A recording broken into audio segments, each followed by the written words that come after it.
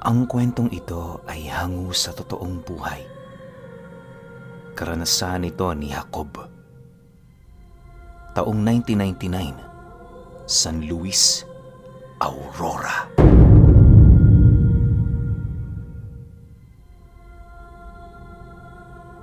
Itong mga panahong ito, kasalukuyang nakahiligan ni Jacob ang pagbibisikleta.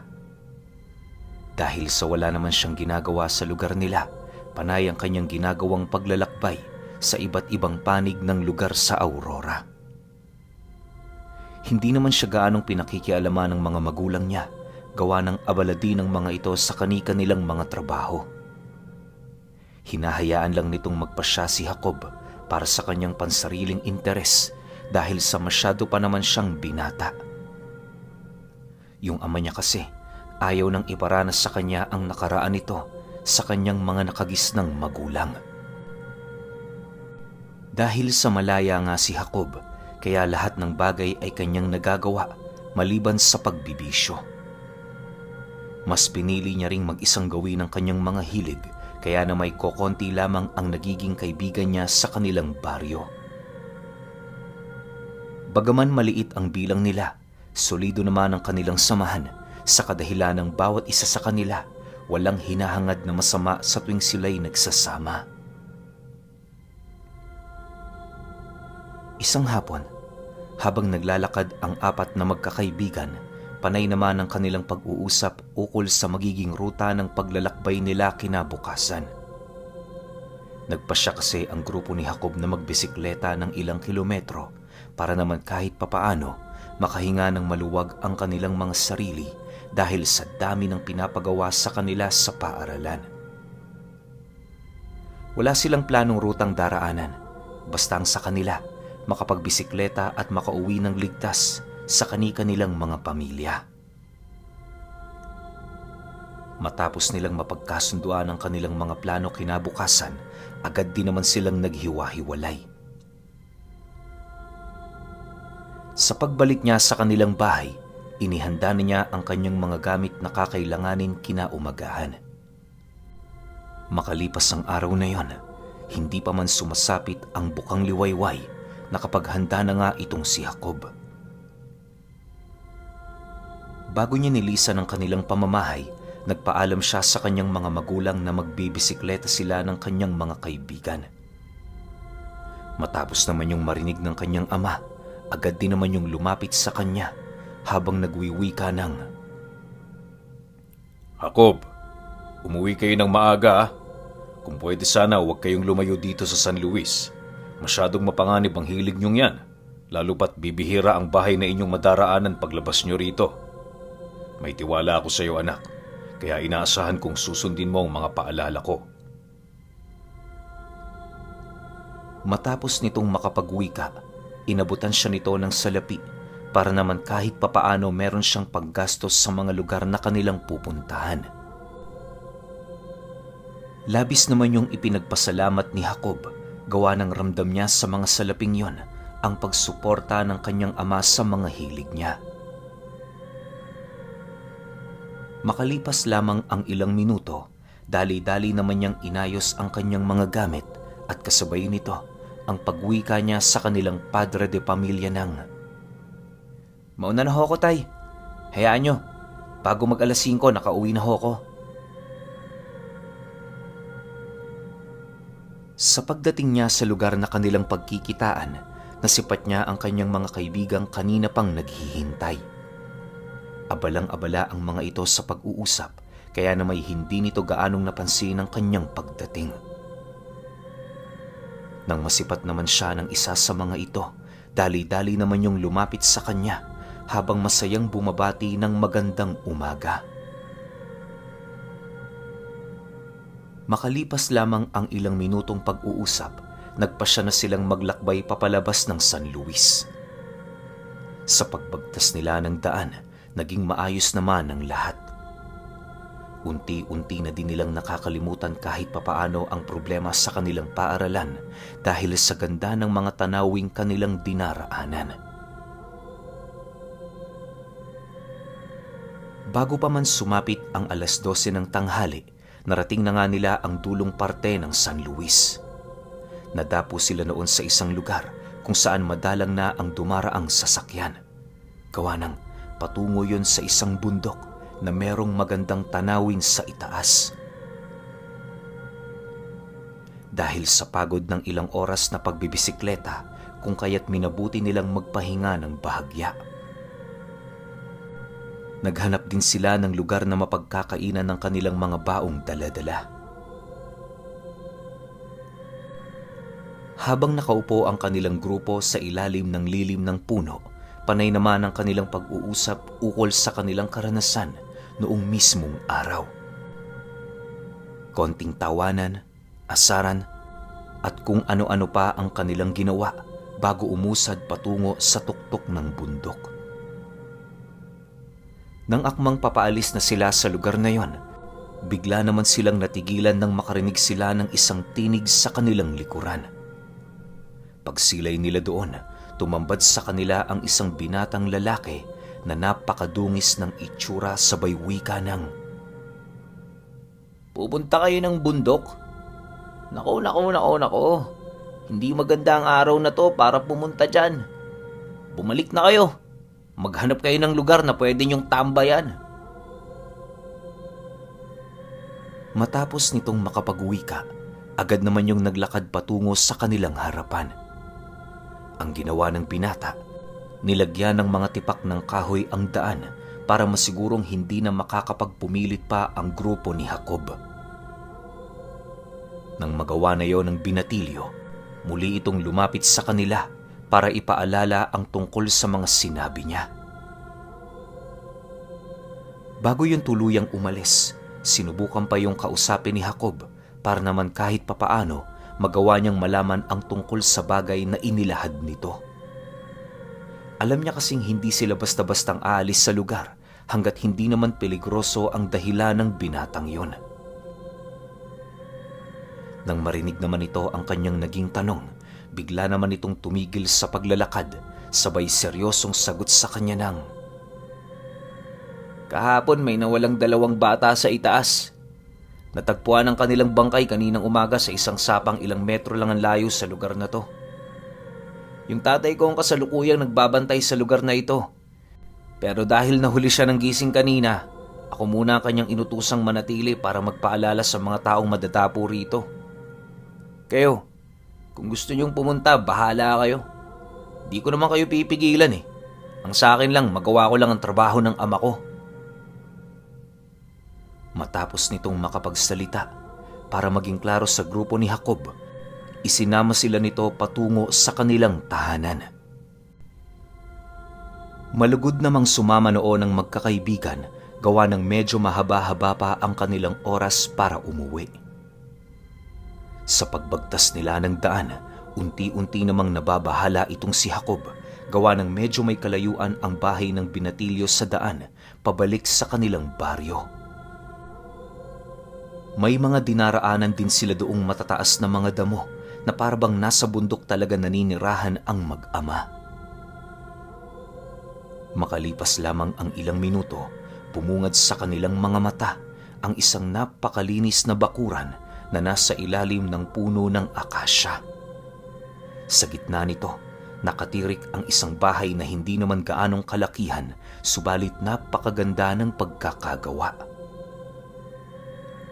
Pagpasok nila sa loob, nasipat nila ang 2 pang kapatid na babae ng binata na tumutulong sa ina nitong naglilinis ng kanilang tahanan.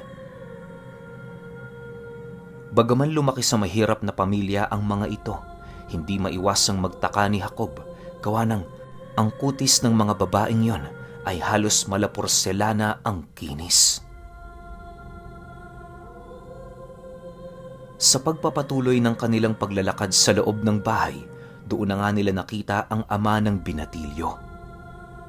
Pagtitig sa kanila nito, agad naman sila nitong sinamahan patungo sa kusina ng tahanan. Pag-upo nila sa silya, doon nila nasipat ang 2 uri ng kanin na kulay puti at pula. Habang pinagmamasdan nila ang mga putahing yon, inilahad naman sa kanila ng lalaki na pumili ng isa bago nila ipagpatuloy ang kanilang pag-uusap. Matapos naman yung marinig ni Jacob, pinili niya ang kulay pulang kanin. Yung dalawang kaibigan niya puti ang pinili. Gawa ng marami na ding usaping naririnig ang mga ito tungkol sa ganoong bagay na karaniwang hinahanda sa lugar ng biringan. Makalipas lamang ang ilang minuto, binawi ng lalaki ang mga kaning yon habang nananatiling walang imik. Pagbalik nito sa kanilang harapan, mahinahong nagwika naman ito sa kanila ng, "Ikaw ako bang siyang sasama sa akin? Kayong dalawa, dito lang kayo hanggang sa bumalik kami. Huwag kayong mag-alala, ligtas kayo rito. Siguraduhin nyo lang sana na hihintayin ninyo ang kaibigan ninyo." Matapos nitong makapagsalita, agad naman siya nitong hinawakan sa braso at kasabay nito ang mabilisan nilang paglakad patungo sa isang silid na merong kandado. Sa pagpasok nila sa loob, tumambad kay Jacob ang iba't ibang uri ng pamingwit na parabang ginagawang dekorasyon ng lalaki sa kanyang silid. Hindi naman niya gaanong pinansin ang mga bagay na yon, gawa ng hindi siya mahilig na makialam sa kung ano ang hilig ng isang tao. Maya-maya pa, nang makuha na ng lalaki ang kanyang pakay sa loob, agad naman siya nitong pinalabas habang maigi yung pumipili ng pamingwit na kanyang dadalhin. Sa pagsapit ng 2:00 ng hapon, kasalukuyan na nga nilang binabagtas ang daan patungong bundok. Hindi mawari ni Jacob kung ano ang gagawin nila sa lugar, subalit malakas ang kanyang kutob na meron itong kinalaman sa mga nilalang na gumagambala roon. Kahit alam niyang masyadong mapanganib ang ganoong sitwasyon, naging kampante naman siya kahit papaano, gawa ng nasisipat niya sa pagmumukha ng lalaki ang kasanayan nito pagdating sa mga ganoong uri ng lakad. Sa pagdating nila sa tuktok, pansamantala muna silang nagpahinga habang umiikot ang paningin ng lalaki sa paligid. Maya-maya pa, meron itong itinurong isang lugar na nababalutan ng mga kahoy na parabang doon ito nais na pumunta. Nang akmang aalis na sila sa lugar na yon, dali-dali naman siyang tumayo habang nagtatanong dito ng, "Manong, hindi na ho natin kailangan pumunta dyan. Wala naman akong balak na patunayan yung mga sinasabi ng anak nyo ukol sa lugar na to eh. Uuwi na lang ho kami at kakalimutan na lang ho namin ang pangyayaring ito." Nang marinig ito ng lalaki, bahagya naman yung lumapit sa kanya habang seryoso itong sumasagot ng, "Sigurado ka ba? Baka kasi nagdududa kayo, kaya mas mainam na makita nyo sila ng harapan. Gagawin din natin ito hindi lang sa kapakanan ninyo, bagkus ay sa mga tao ring kakilala nyo sa bayan. Kayo na magsabi sa kanila, dahil araw-araw na lang, pagod na kami kakabantay sa lugar na yan." Nang marinig naman yon ni Jacob, wala na siyang nagawa kundi ang sumunod sa nais ng lalaki. Sa pagpapatuloy ng kanilang paglalakad pababa ng bukid, unti-unti na niyang naramdaman ang pag-iba ng simoy ng hangin sa lugar. Hindi niya mawari pero pakiramdam niya may kung anong nilalang ang nagmamasid sa kanila. Yung kasama niya noong lalaki, napapansin niya ring panay na ang ginagawang pagmamasid sa paligid na tila bang naghahanda. Makalipas lamang ang ilang minuto, sa pagdating nila sa kakahuyang itinuro nito, bumungad sa kanila ang 3 kataong nakahiga sa lilim ng isang malaking puno. Nakasuot lamang yon ng pang-ibabang kasuotan at parabang hindi nito iniinda ang lamig ng lupang kanilang hinihigaan. Maya-maya pa, sa paglapit nila sa mga nilalang na yon, unti-unti naman yung nagsitayuan habang dahan-dahang nag-aangil. Alam ni Jacob na mga ordinaryong tao lamang ang mga ito, pero triple ang naidudulot na takot ng mga ito sa kanyang katawan. Pagramdam niyang ilang dipa na lamang ang kanilang pagitan, nasipat naman niya ang ama ng binatang nagbabantay ng daan na unti-unting kinakalas sa hawak nitong pamingwit ang tali doong nakasukbit. Pagbaba ng lalaki sa taling yun, bumungad kay Jacob ang isang latigong nagkukubli sa pamingwit. Pagwasiwas ng lalaking yon sa hawak nitong armas, bigla namang nagsiatrasan ang mga nilalang habang patuloy itong nag-aangil. Upang hindi na tumaas ang tensyon sa lugar, pinili nitong ipatama lamang ang hawak niyang latigo sa lupa. Iniiwasan niya ring makipag-usap sa mga nilalang, gawa ng nababahala ito na baka mamanipula nito ang kanyang isipan. Sa pagramdam ng lalaki na dahan-dahan ang kumakalma ang pag-angil ng tatlo, minabuti niyang ibaba ang kanyang latigo habang nagwiwika ng, "Hindi ako nagpunta rito para makipaglaro sa inyo. Meron akong bisita ngayon. Nais ko sanang ipakita nyo sa kanya kung sino at kung ano ang kakayahan nyong taglay. Pero bago nyo gawin yan, konting paalala mga kaibigan. Limitado lamang ang maaari nyong maipakita sa batang ito." Nang marinig naman ng mga nilalang ang sinabi ng lalaki, hindi na nagdalawang isip ang mga itong umatras habang patuloy na umaangil. Sa pagkawala ng mga ito sa aninong ibinibigay ng mga kahoy, laking gulat na lamang ni Jacob nang halos mawala sa kanyang pakiramdam ang kabuang presensya ng mga nilalang.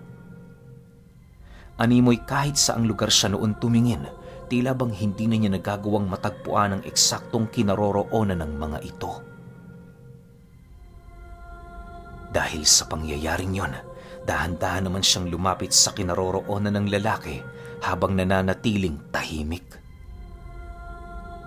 Maya-maya pa, laking gulat na lamang niya nang biglang may huminga ng malalim sa kanyang tenga at kasabay nito ang mabilisan nitong paghila sa kanya papalayo. Matapos ang mga pangyayaring yon, wala namang ibang nagawa si Jacob kundi ang sumigaw ng sumigaw habang humihingi ng tulong sa lalaking kasama niya sa lugar na yon. Sa paglayo nila sa lugar, buong lakas namang nagpumiglas itong si Jacob, subalit kahit anong gawin niya, hindi yun sapat upang mapangibabawan ang lakas na pinapamalas ng nilalang. Halos hindi na din siya noon makapag-isip ng tuwid, gawa ng purong takot at pagkabahala na lamang ang umiikot sa kanyang isipan. Sa paglayo nila sa kakahuyan, doon niya nasipat ang isang maliit na kubo ng mga nilalang na agad naman nilang pinasok. Ayon kay Jacob, ibang-iba ang bahay na yon sa mga tahanang kanyang nakikita sa baryo, gawa ng pakiramdam niya matagal nang walang nakatira roon. Bukod kasi sa butas-butas na ang papag, nagkalat din sa paligid ang mga gamit na animoy ilang dekada nang hindi ginagamit.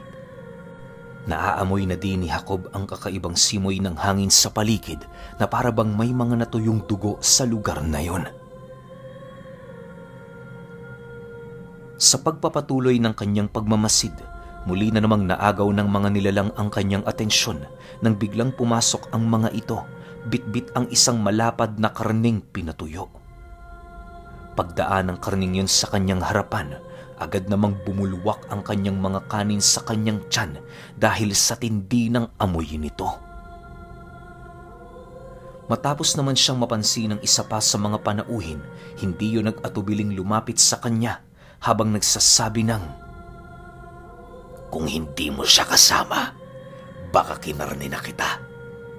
Ano bata? Naniniwala ka na ba ukol sa aming pag-iral sa lugar na ito? Kung hindi pa, hayaan mo, papatay kami ng tao sa harapan mo." Matapos niyang marinig ang sinabi ng nilalang na yon, bigla naman niyang nasipat ang pagbukas ng pinto ng bahay at kasabay nito ang pagpasok ng lalaking sumama sa kanya patungo roon. Habang pinagmamasdan niya ang ama ng binatilyo, pansin na pansin naman noon ni Jacob ang pagkukulay berde ng mga mata nito. Hindi niya mawari pero pakiramdam niya hindi ring isang ordinaryong tao ang lalaking yon. Kung hindi siya nagkakamali, kagaya ng mga panauhing dumukot sa kanya, meron yung sikretong malapit na niyang malaman. Sa pag-upo nito sa kanyang tabi, Doon niya napagtanto na merong ugnayan ang mga nilalang na yon sa ama ng binatilyo. Bagaman alam niya sa kanyang sarili na hindi siya nito hahayaang malagay sa alanganin, kahit papaano, hindi niya pa rin maiwasang mabahala para sa kanyang sariling kaligtasan. Makalipas lamang ang ilang minuto, nagpasya ang lalaking wag nang pahintulutan ng binabalak ng 3 nilalang. Ang ginawa nito, hinila papalabas ng bahay si Jacob habang nananatiling tahimik. Maya-maya pa, sumunod na din sa kanila ang 3 na parabang nagtitimpi lamang sa pasya nito. Bago nila nilisan ng lugar na yon, narinig naman niyang nagwika ang isa sa mga nilalang ng, "Huwag kang mag-alala, kaibigan. 3 buwan lang kami ditong mananatili. Makikikain lamang kami. Kaya kung ako sa'yo, lahat ng taong madadapo rito, bantayan mo ng maigi. Sige na, umalis na kayo. Marami pa kaming gagawin." Nang marinig naman yon ng ama ng binata, dahan-dahan na din itong naglakad papalayo kasama si Jacob. Habang binabagtas nila ang daan, panay naman ang kanyang pagmamasid sa tahanan ng mga nilalang upang magawa niya yung masilayan sa huling pagkakataon. Nang mapagtanto niyang malayo na sila sa tahanan nito, hindi niya naman maiwasang mapaisip ukol sa mga bagay na nangyayari. Maya-maya pa, nang maramdaman naman niyang hindi na niya kayang itago sa kanyang isip ang mga katanungan, hindi na siya nagdalawang isip pang magtanong ukol sa pagkatao ng 3 muntik nang dumukot sa kanya. Matapos naman yung marinig ng ama ng binata, hindi na din ito nagdalawang isip na ilahad sa kanya ang tungkol sa mga nilalang na kanyang nakita. Ayon sa lalaki, hindi ordinaryong mga nilalang ang 3 yon sa kadahilanang nagtatangan ito ng bertud ng mga aswang. Yun din ang rason kung bakit may mga nawawala sa bukid na karaniwang pinapasyalan ng tao. Dagdag pa nito na sa ilang araw pa lamang nilang pananahimik, napilitan na silang gumawa ng hakbang sapagkat mataas ang posibilidad na maraming mabiktima ang mga ito sa lugar na yon. Bukod kasi sa kanilang panlilinlang, marami ding patibong ang unti-unting hinahanda ng mga aswang para sa kanilang pagkain.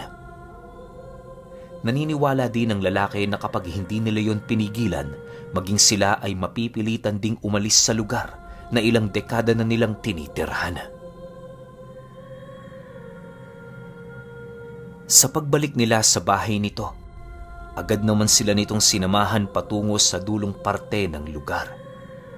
Pagramdam ng lalaking yon na hindi na sila masusundan ng mga nilalang, bigla na lamang yung naglaho na parang bula.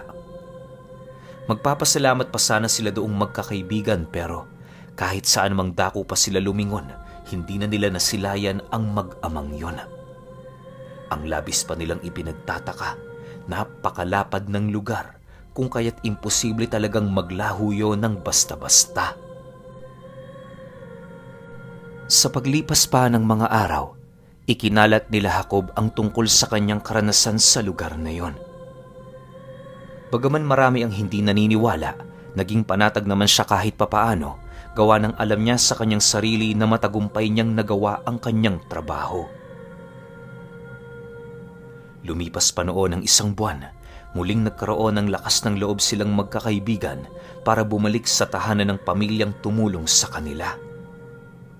Ngunit sa pagdating nila sa lugar, laking gulat na lamang nila ng purong kakahuyan na lamang ang kanilang nakita. Nagtanong-tanong pa sila sa baryong malapit roon, pero ni isa sa mga ito walang nakakaalam ukol sa pamilyang pilit nilang hinahanap.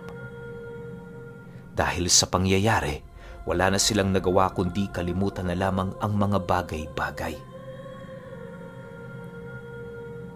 Para sa kanilang magkakaibigan, hindi matutumbasan ang ginawa ng mga itong pagligtas noong nagpupumilit silang tumungo sa isang mapanganib na lugar. Sa pagpapatuloy ng kanilang paghahanap sa pamilyang yon, napag-alaman nila sa isang albularyo na maaaring ang pamilyang hinahanap nila ay pamilya ng isang engkanto.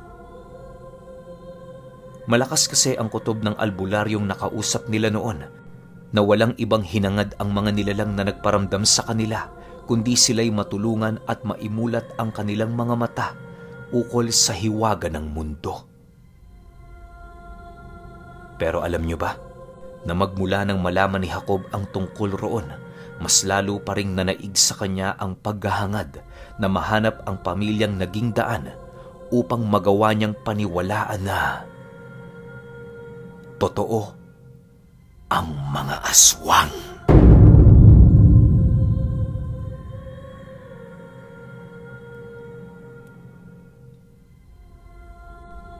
Okay, opinyon ko sa kwento.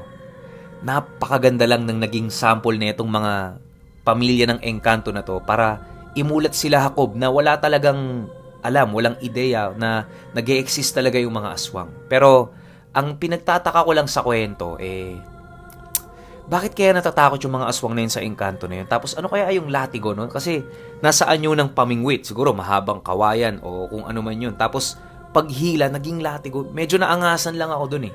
Sayang lang no, hindi nakwento nung engkanto na yun kung saan o kung anong klase ng gamit yung ginamit niya laban sa mga aswang. Pero maganda lang rito kasi, meron na naman tayong patunay na meron talagang iba't ibang uri ng kulay yung kanin ng mga engkanto. Kasi ang galing lang no. Dito kasi sa kwento, dalawa lang eh. Kasi alam ko 4 yan. Merong dilaw, itim, puti, tsaka pula. Dito, 2 lang yung nabanggit, pula tsaka puti.